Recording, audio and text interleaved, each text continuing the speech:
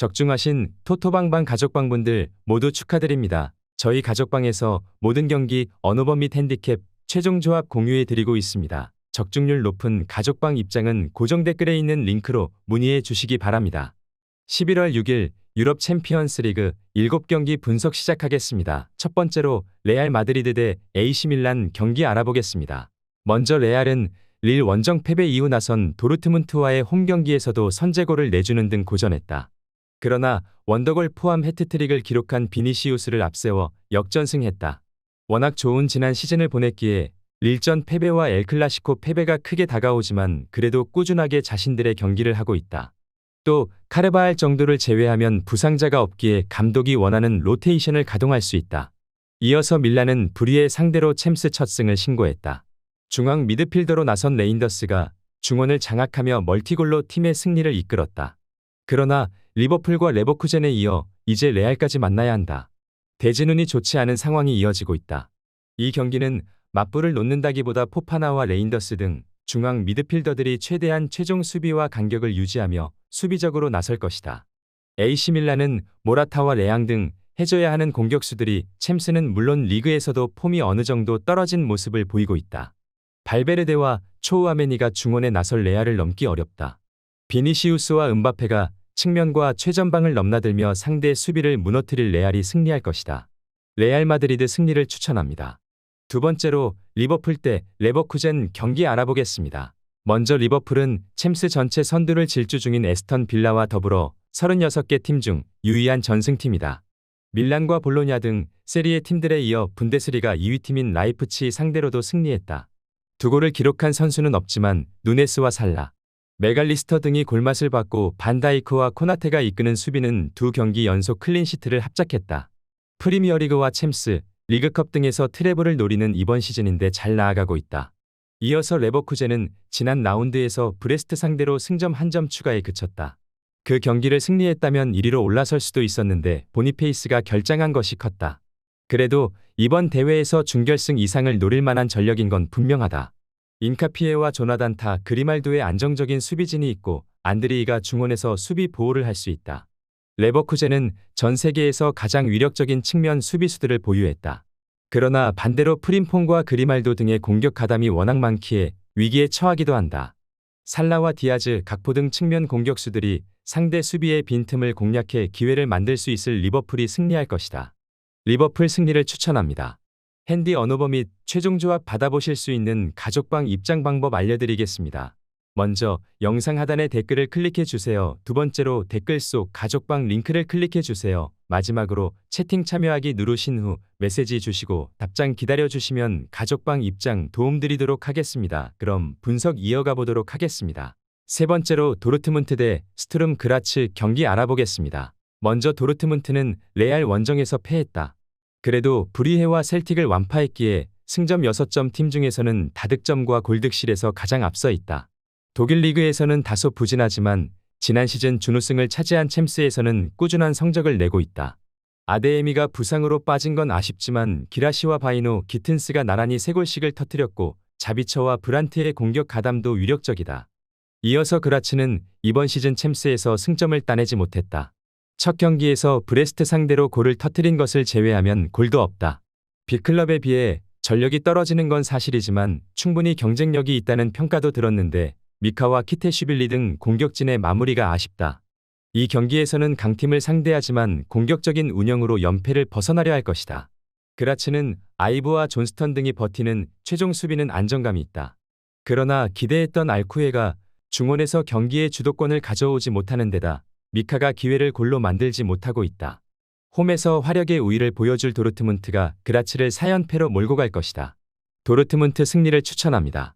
네 번째로 스포르팅 대 맨체스터 시티 경기 알아보겠습니다. 먼저 스포르팅은 포르투갈 리그에서 전승으로 1위를 달리고 있고 챔스에서도 포르투갈 최강팀의 위용을 보여주고 있다. 릴과 그라츠 상대로 승리했고 3경기에서 1실점에 그칠 정도로 수비가 안정적이다. 단 맨유 이적설이 도는 아모림 감독의 거취가 불분명하기에 감독 리스크가 있다. 강력한 우승 후보인 맨시티 상대로는 무리한 운영보다 수비적으로 지키기에 나설 것이다. 이어서 맨시티는 첫 경기에서 인텔을 상대로 비겼지만 슬로반과 스파르타 프라하 상대로 9골을 몰아치며 연승에 성공했다. 트래블을 노리고 임하는 이번 시즌이었는데 리그컵에서 토트넘의 패에 탈락했기에 이제 리그와 챔스의 전력을 다해야 한다. 다행인 건 홀란드가 워낙 좋은 컨디션을 유지 중인데다 사비오와 실바 등이 이 선에서 주포를 잘 지원한다는 것이다. 단 최근 잉글랜드 대회에서 2패를 당한 건 아쉽다. 스포르팅의 시즌 페이스가 대단한 건 사실이다. 이나시우와 데바스트, 산토스 등 수비 라인을 지탱할 선수들도 있다. 그러나 엄청난 피지컬과 스피드를 앞세울 홀란드는 협력 수비로도 저지하기 어려운 선수다. 포든과 실바의 이선 지원도 있을 맨시티가 스포르팅의 끈질긴 수비를 이겨낼 것이다. 맨체스터 시티 승리를 추천합니다. 핸디 언어버 및 최종 조합 받아보실 수 있는 가족방 입장 방법 알려드리겠습니다.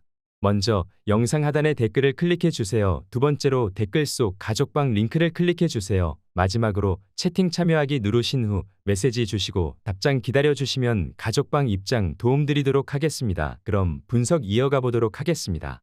다섯 번째로 릴 대 유벤투스 경기 알아보겠습니다. 먼저 릴은 스포르팅 원정 패배 이후 레알과 아틀레티코 등 라리가의 강호를 연달아 제압했다. 챔스에서 고전할 것으로 보였지만 의외의 결과를 냈고 이제 16강 진출에 도전한다. 킬러 본능을 뽐내는 조나단 데이빗이 확실하게 기회를 골로 만들었고 제그로바는 특유의 돌파로 답답한 상황에서 팀의 구세주가 됐다. 이 경기마저 승리하면 연승을 이어감은 물론 선두권 진입도 노릴 수 있기에 홈에서 전력을 다해 나설 것이다. 이어서 유벤투스는 호벤과 라이프치히를 잡고 지난 홈 경기에서 슈투트의 덜미를 잡혔다. 센터백으로 선발 출전한 다닐루의 퇴장이 있었고 경기 내용상으로도 상대의 측면 침투에 고전했다. 그래도 대체 불가의 스트라이커인 블라호비치를 중심으로 위력적인 공격진이 있고 맥케니와 로카텔리가 중원을 지켜내고 있다. 릴의 최근 흐름이 좋은 건 사실이다. 그러나 데이빗과 제그로바가 유벤투스 수비에 고전하면 공격 흐름을 풀어줄 마땅한 카드가 없는 게 사실이다. 바요가 시즌 내내 컨디션 난조를 겪기에 고전할 수 있다. 블라호비치의 안정적인 마무리 외에도 콘세이상과 캄비아소가 돌파를 앞세워 릴의 수비를 공략할 유벤투스가 승리할 것이다. 유벤투스 승리를 추천합니다. 여섯 번째로 셀틱 대 라이프치히 경기 알아보겠습니다. 먼저 셀틱은 도르트문트 원정을 패했지만 다음 원정 경기에서 유로파 우승팀인 아탈란타 상대로 승점 1점을 따냈다. 8위까지 16강에 직행하고 9위부터 24위까지 플레이오프를 치러야 하는 이번 시즌 챔스인데 플레이오프 진출권에 위치해 있다. 스코틀랜드 최강팀으로 챔스 호성적을 노리는 데 기회를 잡았고 홈에서 승점 3점을 노릴 것이다. 이번 시즌 팀의 주포 역할을 하는 아담 이다를 비롯해 마에다와 포레스트, 후루아시 등이 경기 내내 골을 노리는 운영으로 임할 것이다. 이어서 라이프치히는 분데스리가에서 미넨과 치열한 선두 경쟁을 하고 있다. 그러나 큰 기대 속에 출전한 챔스에서는 충격적인 3연패를 당하며 16강 진출에 먹구름이 끼었다. 리버풀과 유벤투스 등 어려운 팀을 상대하긴 했지만 홈에서 두 경기를 소화했기에 아쉬운 결과다. 그래도 벤자민 세스코와 오펜다, 시몬스의 쓰리톱이 건재하기에 언제든 반등을 기대할 만하다. 셀틱은 마에다와 하타테를 비롯한 일본 트리오와 아담 이다 등이 홈에서 기회를 골로 연결할 수 있는 팀이다. 그러나 하이다라와 캄플, 누사 등이 중원을 두텁게 할 라이프치히가 쉽게 무너지지 않을 것이다. 공격 일변도로 나설 것이기에 수비가 부담을 느낄 수 있고 오펜다와 시몬스가 역습으로 해결할 라이프치히가 승리할 것이다. 라이프치히 승리를 추천합니다. 핸디 언어버 및 최종 조합 받아보실 수 있는 가족방 입장 방법 알려드리겠습니다. 먼저 영상 하단의 댓글을 클릭해 주세요. 두 번째로 댓글 속 가족방 링크를 클릭해 주세요. 마지막으로 채팅 참여하기 누르신 후 메시지 주시고 답장 기다려 주시면 가족방 입장 도움드리도록 하겠습니다. 그럼 분석 이어가 보도록 하겠습니다. 일곱 번째로 볼로냐 대 AS 모나코 경기 알아보겠습니다. 먼저 볼로냐는 샤크타르 상대로 승점 1점을 따냈지만 리버풀과 빌라에 연패했다. 세리에 최고의 중앙 미드필더인 스위스 국대 볼란치 프루어의 중원 존재감은 있었지만 강팀 상대로 골이 터지지 않았다. 기대를 걸고 영입한 달링가 효과가 아직은 크지 않은 것이 아쉬웠다.